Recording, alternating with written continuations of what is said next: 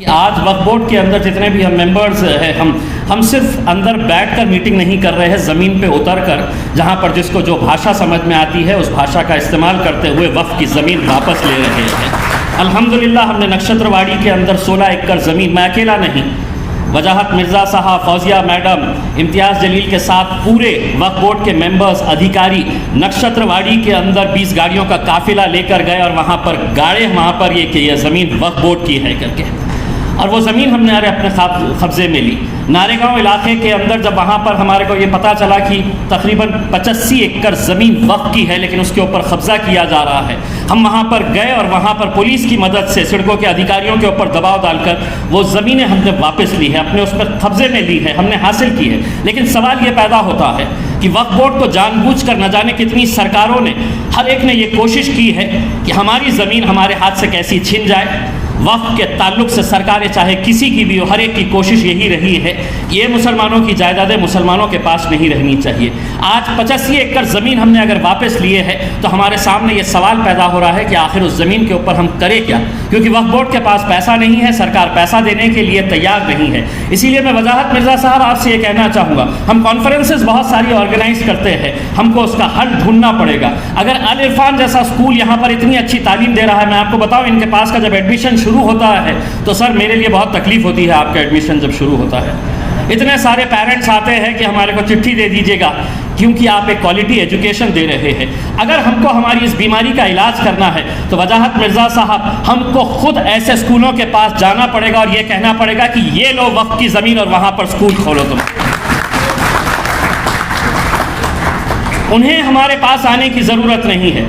आज मुझे मालूम है अगर फौजिया मैडम का परभनी के अंदर स्कूल है जहाँ पर इतनी अच्छी तालीम दी जा रही है, हमने फौजिया मैडम को ये ऑफ़र करना चाहिए कि मैडम आपने एप्लीकेशन नहीं दीजिएगा, वक्फ बोर्ड आपके पास आएगा और आपको कहेगा कि लीजिए ये ज़मीन और वहाँ पर एक और स्कूल आप शुरू करिएगा। ये जब तक हम नहीं करेंगे होगा ये कि हम ज़मीनें तो हथिया लेंगे वापस, लेकिन कितनी बार हम लड़ेंगे और कितनी बार पुलिस का और सरकार का और प्रशासन का हम इस्तेमाल करेंगे। वो कहेंगे कि हमने तो ज़मीन आपको वापस दे दी थी, लेकिन फिर 8 दिन के बाद वहाँ पर दोबारा कब्जे शुरू हो जाएंगे।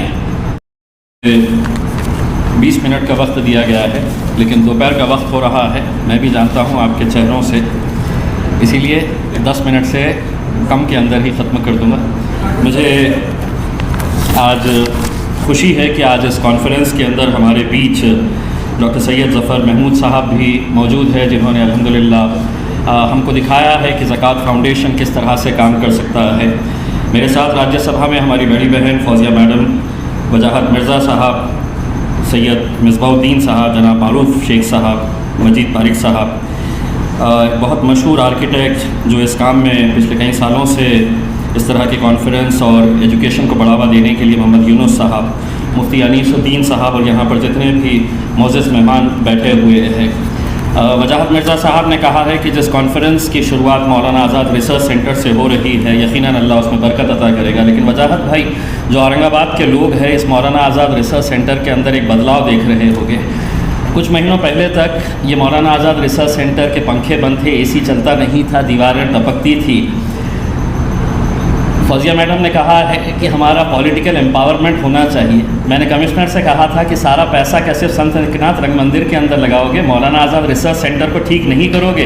दूसरे ही दिन है तो आज ये अल्हम्दुलिल्लाह देखिएगा कि आज ये यहाँ पर मौलाना आज़ाद रिसर्च सेंटर, और अगले बार इंशाल्लाह जब आएंगे तो हम इस पूरे इलाके के लिए एक बहुत अच्छा डेवलपमेंट प्लान हमने किए हैं कि यहाँ पर सिर्फ अंदर ही नहीं बाहर भी इंशाल्लाह अच्छे सेमिनार्स होंगे, कॉन्फ्रेंसेस हम ले सकते हैं। इसको पूरा रीडिज़ाइन करके हम मौलाना आज़ाद रिसर्च सेंटर को बनाने का प्लान अभी चल रहा है। मैं आप लोगों ने फौजिया मैडम से हमारे सब के दिल की बात आपने सुनी है, ज़फ़र महमूद साहब ने भी आपको बताया है, वजाहत मिर्ज़ा साहब ने भी। बीमारी क्या है हम सबको पता है, तालीम के ताल्लुक़ से हमारी तकलीफ़ें क्या है, हमारी बीमारी क्या है, ये सभी को पता है।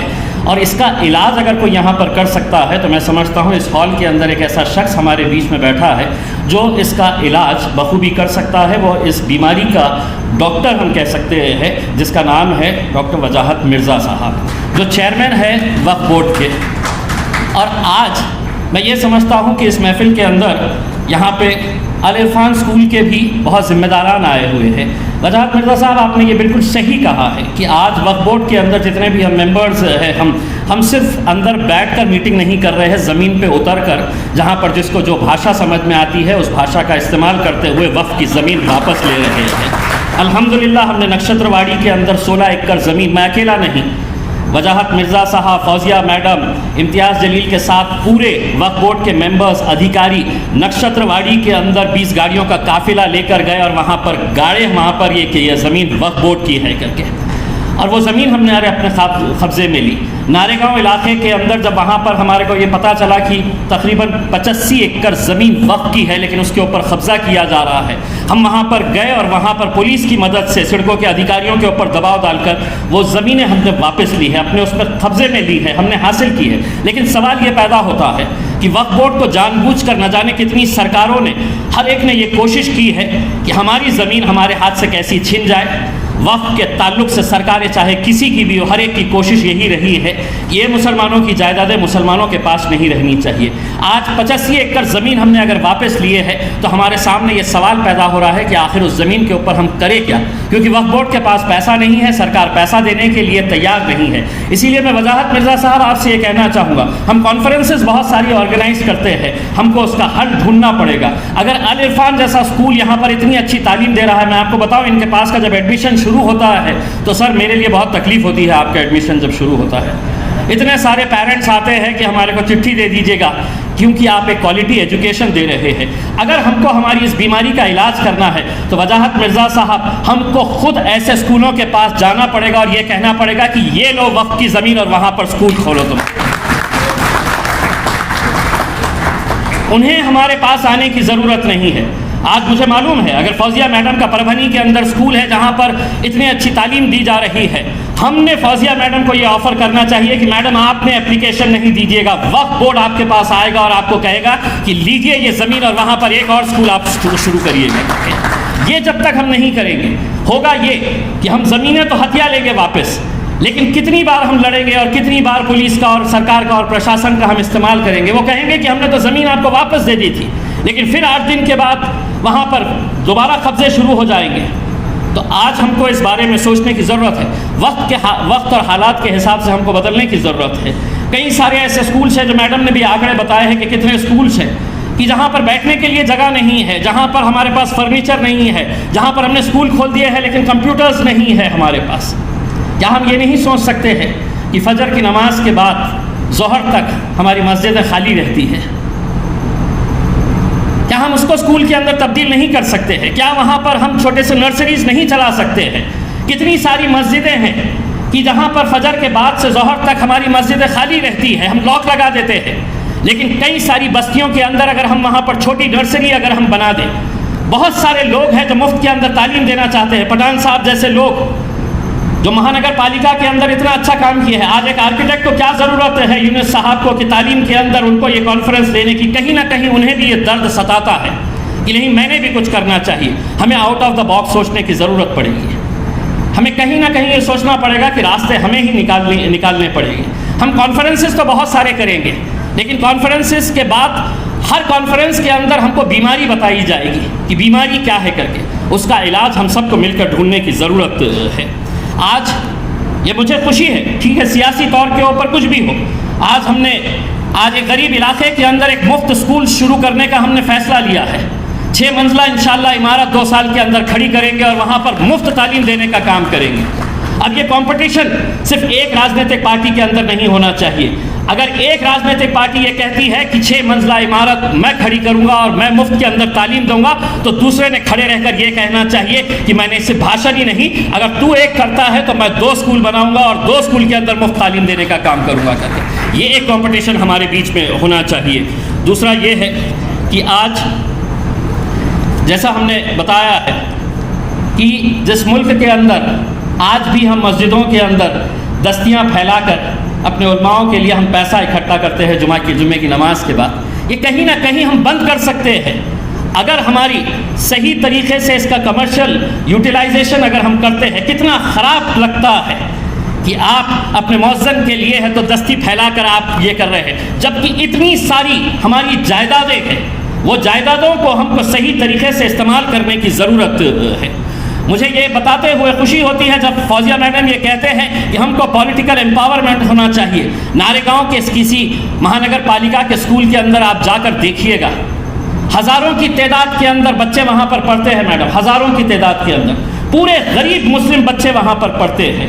और वहाँ पर क्लासेस कितने हैं? तो महज 8 से 9 क्लासेस है कि जहाँ पर हज़ारों गरीब मुस्लिम बच्चे नारेगांव के वहाँ पर पढ़ते हैं।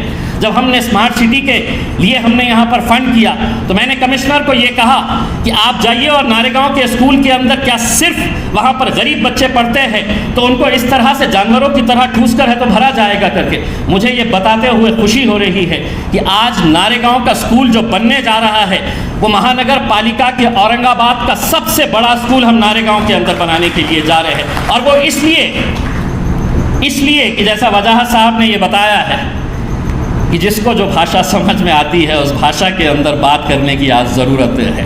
जिसको अच्छे तरीके से समझ में आता है उसको अच्छे तरीके से, जिसको नहीं समझ में आता है उसको वही भाषा के अंदर बात करने की ज़रूरत है। मुझे आज सिर्फ यही नहीं कहना है, आज जब मैं बहुत सारे नौजवानों को देखता हूँ, इस शहर की मिसाल है, यहाँ से फुलंबरी एक छोटा सा गाँव है, आप लोग कितने लोग जानते नहीं होंगे। एक सलमान नाम का लड़का जब यूपीएससी पास किया तो उसको मुबारकबाद देने के लिए मैं उसी दिन उसके गांव के अंदर फुलंबरी गया। दोस्तों कभी जाइए और जाकर देखिए उसका घर, बहुत दूर मुझे अपनी गाड़ी खड़ी करनी पड़ी और पैदल चलते हुए एक पहाड़, एक डोंगर था, उसको चढ़कर उस गांव के अंदर जाना पड़ा जहां उसका घर था। वो लड़का यूपीएससी पास किया, उसके घर की हालत देख के मुझे खुद नहीं यकीन हो रहा था कि ऐसे घर से एक हीरा निकल सकता है। आज वो लड़का कई मर्तबा मुझे दिल्ली के हवाई अड्डे के ऊपर मिलता है और कहता है कि मैं आसाम के अंदर इनकम टैक्स कमिश्नर की हैसियत से, IRS की हैसियत से वहाँ पर काम कर रहा हूँ, IRS का जॉब कर रहा हूँ। अंसार शेख, तो बहाने करने वालों के लिए बहुत सारे बहाने हैं कि हमारे पास तो कुछ नहीं है, लेकिन अगर मेहनत करने वाले हैं तो ऐसे अंसार शेख जैसे लड़के भी हैं, सलमान जैसे लड़के भी हैं और बहुत सारे ऐसे एग्जाम्पल्स हैं जिनके अंदर मेहनत करने की, जिनके अंदर ये एस्टैब्लिश करने की, ठीक है मेरे पास कुछ नहीं है लेकिन उसके बावजूद भी मैं मेहनत करूँगा और अपना फल हासिल करूँगा। जो तकलीफ़ें मेरे वालिदैन ने, मेरे घर वालों ने सही है, मैं वो नहीं बल्कि एक अपना अलग रास्ता बनाऊँगा। तो ऐसे बहुत सारे एग्जाम्पल्स हैं। मैं आप लोगों से सिर्फ यही इल्तिजा करना चाहूँगा कि आज जैसा वजाहत साहब ने कहा है कि बहुत सालों के बाद वक्फ बोर्ड के अंदर एक पूरा बोर्ड तैयार हुआ है और हम पूरे महाराष्ट्र के अंदर बहुत सारे लोगों के लिए बहुत तकलीफ़ बन चुके हैं।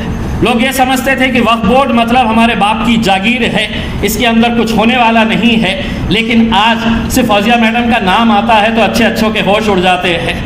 वजाहत मिर्ज़ा साहब को देखकर लोग कहते हैं कि नहीं यार कुछ ना कुछ तो वक्फ बोर्ड के अंदर अच्छा होने वाला है। आप लोगों से हम सिर्फ दुआओं की इल्तिजा करते रहिएगा, हमारे लिए सिर्फ दुआएं करते रहिएगा, बाकी की लड़ाई अल्हम्दुलिल्लाह हम लड़ते रहेंगे। बहुत बहुत शुक्रिया।